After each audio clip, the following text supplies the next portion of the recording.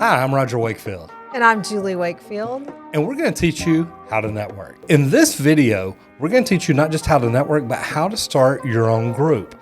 And this is big because when you start your own group, there's a lot of things that you get to control. So Julie, what are the benefits of not just being in a chapter, being in a networking group, but starting your own chapter and building it the way you want? I think the biggest benefit to starting your own group is that you get to pick your synergistic partners. You start with people that are in your sphere of influence already, and then that those people can help you grow. The neat thing about that is you can have groups within groups. You can have a synergistic group. Now, I go to networking events that sometimes have 80 people in a weekly group that are there on a regular basis. And the neat thing about it, you can build groups within groups. So if I walk into a group being a plumber, maybe I'm hanging out with the electrician, the roofer, the landscaper, the general contractor, people that we could very easily refer people to every day. Not just an every now and then thing, but literally we run into customers that could use these people every day. Right. And so then you start building those relationships with those people that are in your group, and you'd be amazing how much your business will grow and how much your network will grow. Because when you're really helping each other, it helps you a lot. You know, another thing about getting to choose your synergistic partners is you want to look for people who are committed and those who will show up. You know, a lot of times you say to people, you know, I'm starting a new group, you want to come, and they may or may not show up. Get people who are excited about networking. Get people who want to grow and who have a same value system that you do. And that's really big because as you're picking the people that you want in your group, as you're picking people to invite and help, you want to make sure that you're picking people that are going to be dedicated. The reason being is, I'm in a very large networking group, but the good thing is these people are dedicated. These people show up week after week after week, and they understand the value of the ROI. What is your return on investment?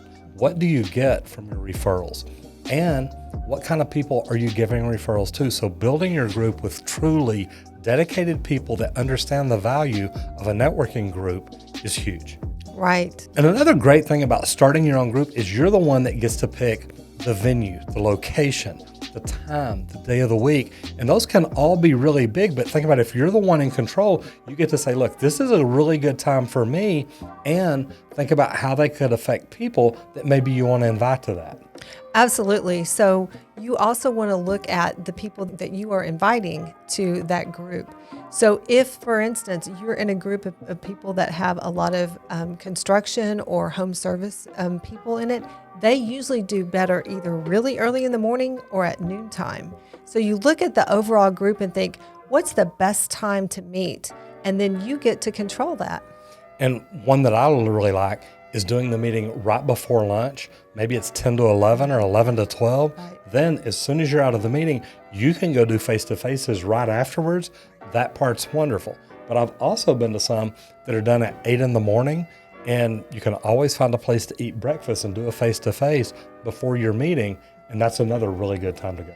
Right, because what I have found in starting groups is that some people are early morning people and some people are not. So if you're inviting people that have children and they've got to get children off to school, or they have things they need to do in the morning, perhaps that noontime meeting would be better. So you need to take that into account when you're considering your groups, and make sure that you choose a time that most people can go.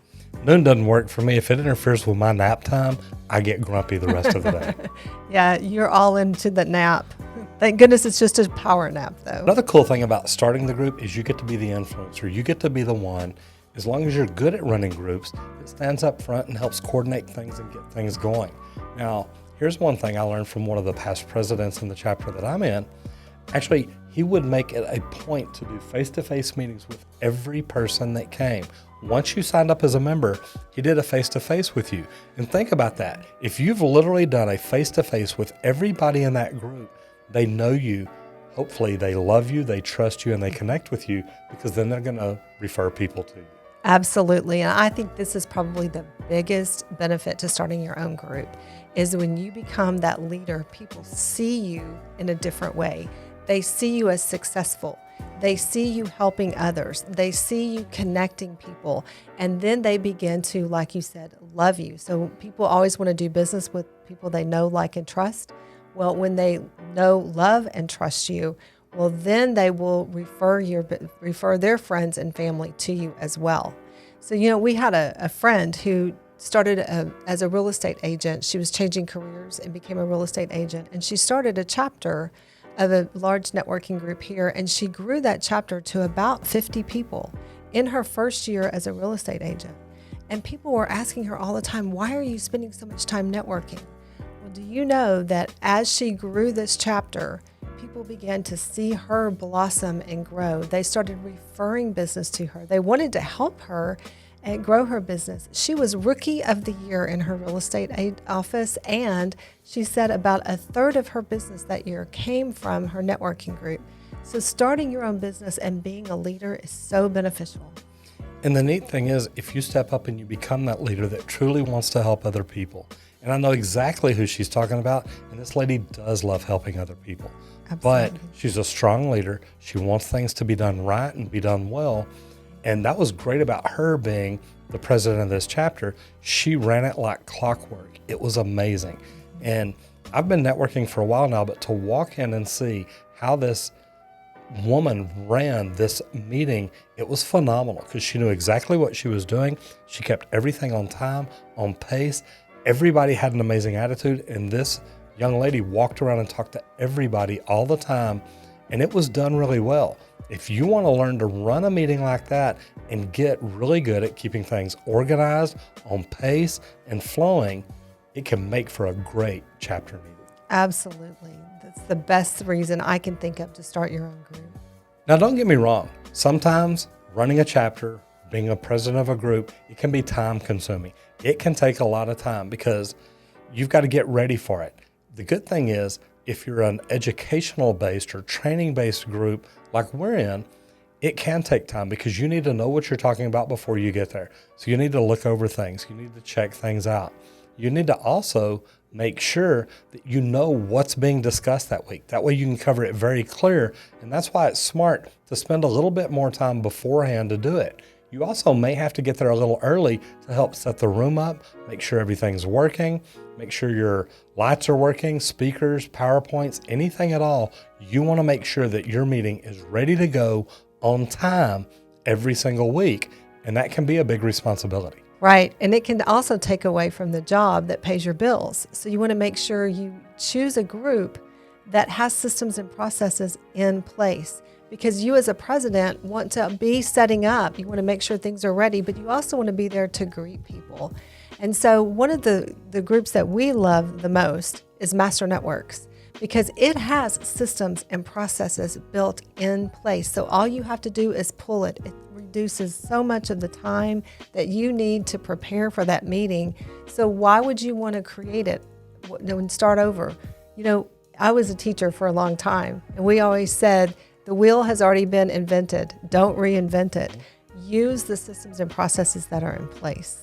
And the cool thing about it is, if you build the right leadership team around you, you may be the president, but getting a good vice president, a secretary, a treasurer, whatever system y'all have set up, getting the right people in there to help you is phenomenal because you don't want to just stand here and talk all the time. You want to be able to bring up other people to talk about the ROI, the money that people are actually making on referrals. You want to be able to bring somebody up that can talk about the training and how good it is and what the new things are that we can learn from it. Julie mentioned Master Networks, and it's been really good for us because the training done by Chaz Wilson and Dave Jenks is phenomenal. And me as a plumber coming into a networking group and learning how to network the right way, learning how to network and grow my business from referrals, from a community, from a tribe has been amazing. Right. If you want to learn more about Master Networks, you can check them out at masternetworks.com. So if you are having trouble finding the right networking group, why don't you consider starting your own? It's a great way for you to build your own group, create the culture, and then enjoy the benefits. If you've ever started your own group or tried to start your own group and had difficulties, do me a favor, leave a comment down below and let me know what issues you ran across that made that a difficult thing to do. Also, let us know what successes you had. Tell us how it benefited you and what you enjoyed about starting your own group. I'm Roger Wakefield. You can connect with me on LinkedIn. And I'm Julie Wakefield. You can also connect with me on LinkedIn. And we're teaching you how to network.